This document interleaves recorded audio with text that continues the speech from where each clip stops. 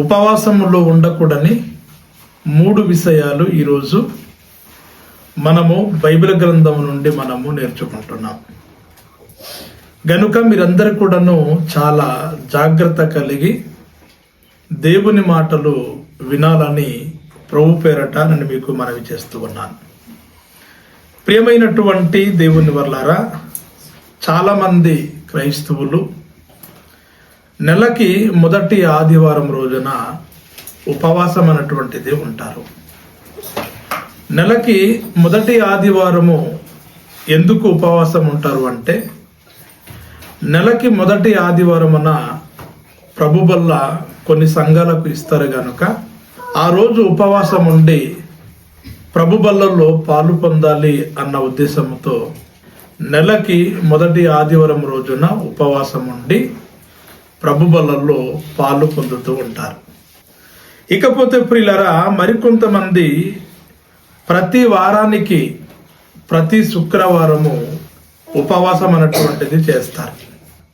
ప్రతి శుక్రవారము ఎందుకు ఉపవాసం పాటిస్తారంటే, యేసుక్రీస్తుల వారు చనిపోయినటువంటి దినము గనుక ఆ రోజు చాలామంది క్రైస్తవులు శుక్రవారం రోజున ఉపవాసం అన్నటువంటిది పాటిస్తారు. మూడవదిగా ప్రియులరా, చాలా సంఘాలు ప్రతి వారం కూడాను ఉపవాస సంఘ కూడికలు ఏర్పాటు చేస్తారు. ఆ రోజు ఉపవాసం పాటించి ప్రార్థనలు చేసుకోవడం అనేటువంటిది ఈనాటి సంఘాలలో ఆనవాయితీగా మారిపోయింది. ఇకపోతే ప్రియులారా, చాలా మంది సంఘములో మాత్రమే ఉపవాస సంఘ కూడికలో కూడుకోవడం కాకుండా ఉపవాస గృహ కూడికలు కూడాను చాలా మంది పెట్టుకుంటూ ఉంటారు. ఏమైనటువంటి దేవుని వర్లారా, లెంటు డేస్ గురించి మనము ఆలోచించగలిగినప్పుడు చాలా మంది శ్రమకాల కూడికలని 40 రోజులు పాటిస్తారు.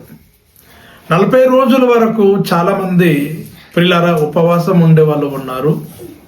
మరికొంతమంది 40 రోజుల వరకు అనగా వారానికి 1 రోజు ఉపవాసం ఉండి శ్రమకల కూడికల్ని పాటించేవారు దేశములో ప్రపంచములో ఎంతో మంది క్రైస్తవులు ఉన్నారు.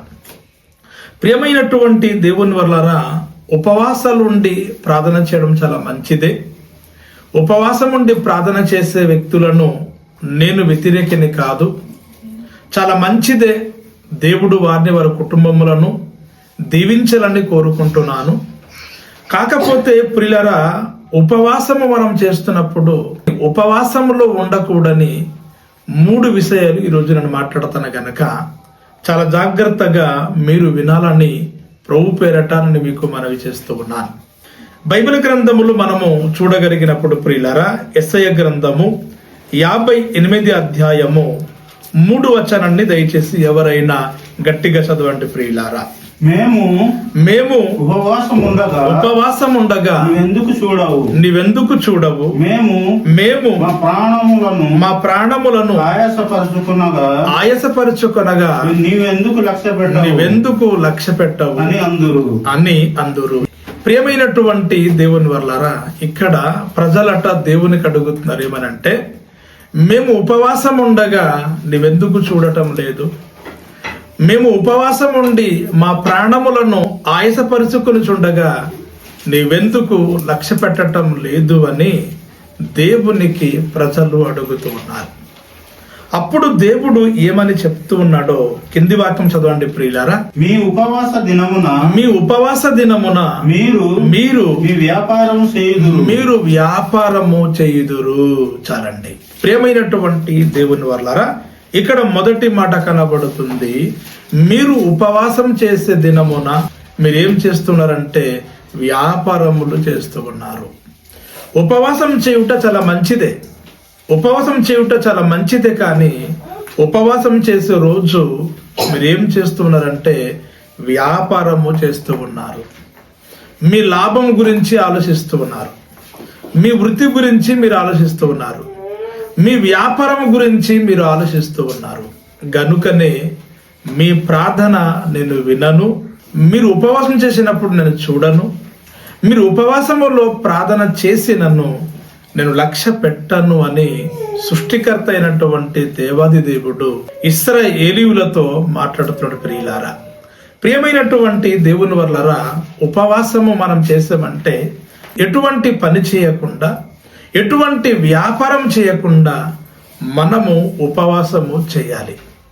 ఎప్పుడైతే మనము వ్యాపారము చేయకుండా ఉపవాసము కలిగి దేవుని సన్నిధిలో భయము భక్తి కలిగి మనము ప్రార్థన చేస్తామో అటువంటి ఉపవాసము దేవుడు చూస్తాడు. అటువంటి ఉపవాసాన్ని దేవుడు లక్ష్యముంచుతాడు. అటువంటి ఉపవాస ప్రార్థనను దేవుడు వింటాడు, ఆలకిస్తాడు అని ప్రతి ఒక్కరు కూడా తెలుసుకోవాలి. రెండవదిగా కింది లైన్లో మరొక మాట అందరూ వ్రాయబడి ఉంటే చదవండి ప్రియులారా. మీరు పనివారి చేత కఠినమైన పని చేయించుదురు. ప్రియమైనటువంటి దేవుని వారలారా, రెండవ విషయం మనకేం కనబడుతుంది అంటే, మీరు మీ పనివారి చేత కఠినముగా పని చేయించుకుందరు. ఇశ్రాయేలీయులట ఉపవాసం ఉన్న రోజు అట పిల్లరా, వాళ్ళు ఏం చేస్తారు అంటే వారి పనివారి చేత చాలా ఘోరంగా, చాలా కఠినముగా పని చేయించుకుంటారు. వీళ్ళు మాత్రము ఉపవాసం అంటారు, వీరు మాత్రం ఉపవాసం అని చెప్పుకుంటారు, కానీ వారి పనివారి చేత చాలా కఠినంగా పని చేయించుకుంటారు అని దేవుని ఒక లేఖనాలు తెలియజేస్తూ ఉన్నాయి. ఉపవాసం ఉన్న రోజు మనము వ్యాపారం చేయకూడదు. రెండవదిగా ఉపవాసం ఉన్న రోజు మన ఒక పనివారి చేత కఠినంగా మనము పనులు చేయించకూడదు.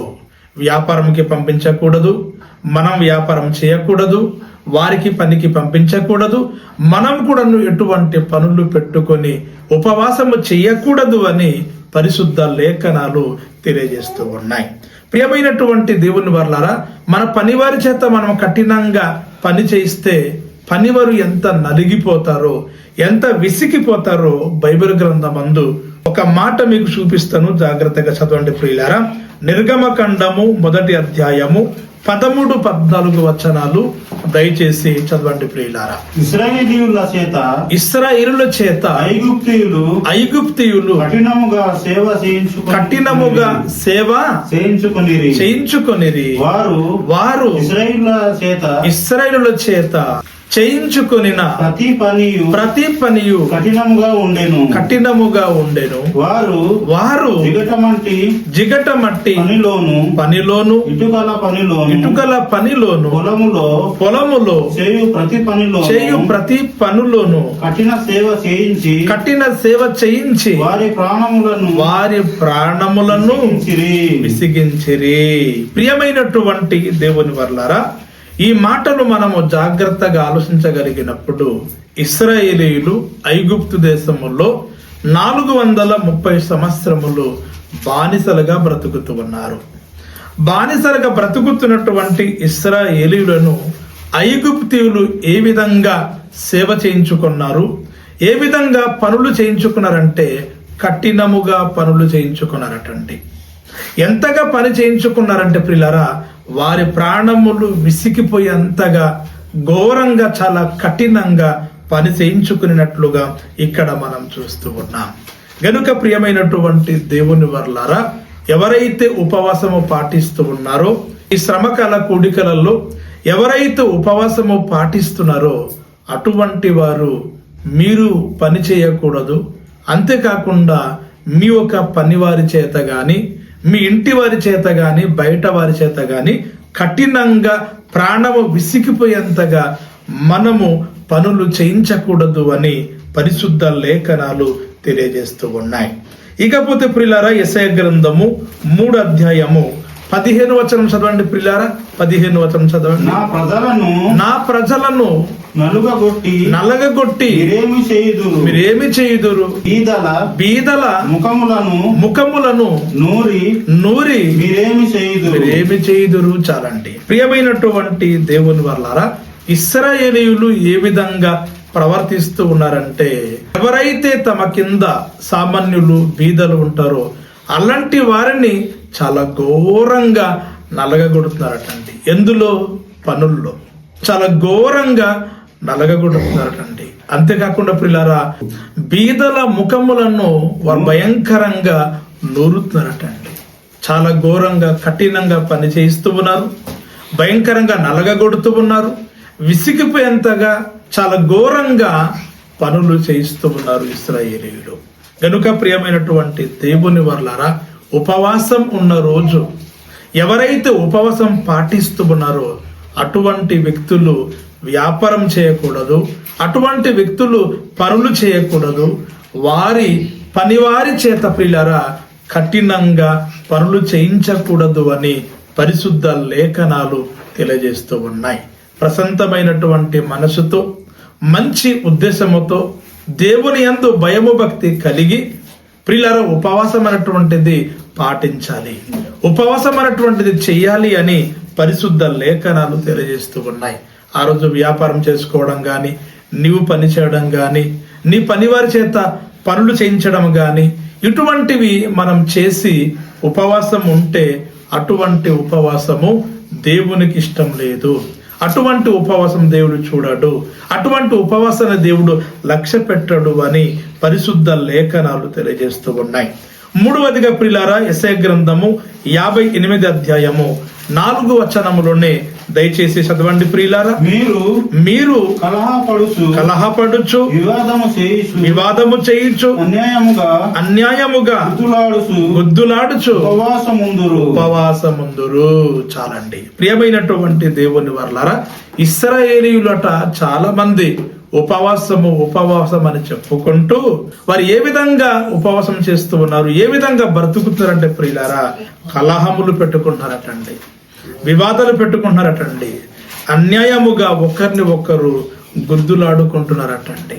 కనుక ఈ విధంగా ఉండి మన ఉపవాసం ఉండేమనుకోండి, అటువంటి ఉపవాసము దేవునికి ఇష్టం లేదు.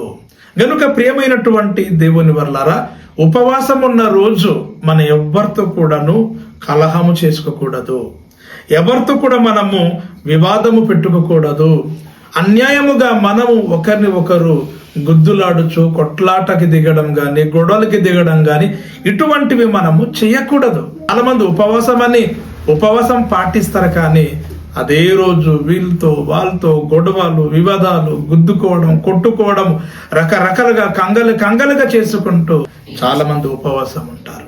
గనుక అటువంటి ఉపవాసము దేవుడు చూడడు, అటువంటి ఉపవాసాన్ని దేవుడు లక్ష్య పెట్టాడు. అటువంటి వారి ఉపవాస ప్రార్థన దేవుడు విన్నాడు అని పరిశుద్ధ లేఖనాలు తెలియజేస్తూ ఉన్నాయి. మందిరానికి వచ్చేటప్పుడు గాని, ఉపవాసం పాటించే రోజు గాని, ప్రార్థన చేసే రోజు గాని వీళ్ళతో వాళ్ళతో తగదలికి గాని, గొడవలు గాని ఎప్పుడు కూడా దిగకుండా ప్రియులారా, ప్రశాంతమైనటువంటి మనసుతో దేవుని భయము భక్తి కలిగి మనం ప్రార్థన చేసినట్లయితే, ఉపవాసము పాటించినట్లయితే అటువంటి ఉపవాసము, అటువంటి ప్రార్థనని దేవుడు ఇష్టపడతాడు, లక్ష్యముంచుతాడు అని పరిశుద్ధ లేఖనాలు తెలియజేస్తూ ఉన్నాయి. ఇకపోతే ప్రియులారా, 4వదిగా ప్రియులారా, అందులోని ప్రియులారా 4వదిగా చదవండి. మీ కంఠధ్వని పరమున వినబడునట్లుగా మీరిప్పుడు ఉపవాసం ఉండరు. చాలండి ప్రియమైనటువంటి దేవుని వారలారా, మనము ఉపవాసం ఉంటే ఏ విధంగా ఉపవాసం ఉండాలంటే, పరలోకమందున్న దేవుడు మన ప్రార్థన వినగలిగినట్లుగా మనం ఉపవాసం ఉండాలి. మన కంఠధ్వని పరలోకమందున దేవునికి వినబడాలి, దేవుని సన్నిధిలో చేరగలిగినప్పుడు అటువంటి ఉపవాసాన్ని దేవుడు ఇష్టపడతాడు. మరి ఈ లోకములో నీవు ఉపవాసం అని చెప్పి కలహములు, వివాదాలు, గొడవలు, ఆర్గ్యుమెంట్స్లు పెట్టుకొని నీ ఉపవాసం ఉండి ప్రార్థన చేసావు అనుకోండి, అటువంటి ప్రార్థన దేవుడు వినడు, దేవుని సన్నిధిలో చేరదు అని పరిశుద్ధ లేఖనాలు తెలియజేస్తూ ఉన్నాయి. ఎవరైతే ఉపవాస ప్రార్థన కూడికలు పాటిస్తూ ఉన్నారో, ఎవరైతే శ్రమకాల కూడికలు పాటిస్తున్నారో అటువంటి వారు మీరు ఉపవాసం చేయనప్పుడు ఇదిగో మీరు వ్యాపారం చేయకూడదట, మీరు పనులు చేయకూడదు, మీ పనివారి చేత కఠినంగా మీరు పనులు చేయించకూడదట. ఆ రోజు మీరు కలహములు గాని, వివాదాలు గాని, ఎటువంటి గుద్దులాట గాని మీరు చేయకూడదు అని పరిశుద్ధ లేఖనాలు తెలియజేస్తూ ఉన్నాయి. కనుక ప్రియమైనటువంటి దేవుని వల్లారా, ఉపవాసము అంటే మనం దేవునికి దగ్గరవ్వడం, దేవుని సన్నిధిలో మనం చేరడం, ఉపవాసం ఉండటం చాలా మంచిది, కానీ ఉపవాసం చేస్తున్నటువంటి వారిలో ఈ 3 విషయాలు మాత్రం ఉండకుండా మనం ఎప్పుడైతే దేవుడు చెప్పినట్లుగా ఉపవాసం పాటిస్తామో, ఉపవాసం చేస్తామో, దేవుడు ఆ ఉపవాసాన్ని ఇష్టపడి మనకు మన కుటుంబములను ఉన్నతంగా దీవించడానికి అవకాశం ఉంటుంది. గనక ఈ మాటలను దేవుడు దీవించి ఆశీర్వదించి ఎల్లప్పుడూ నడిపించును గాక. ఆమెన్.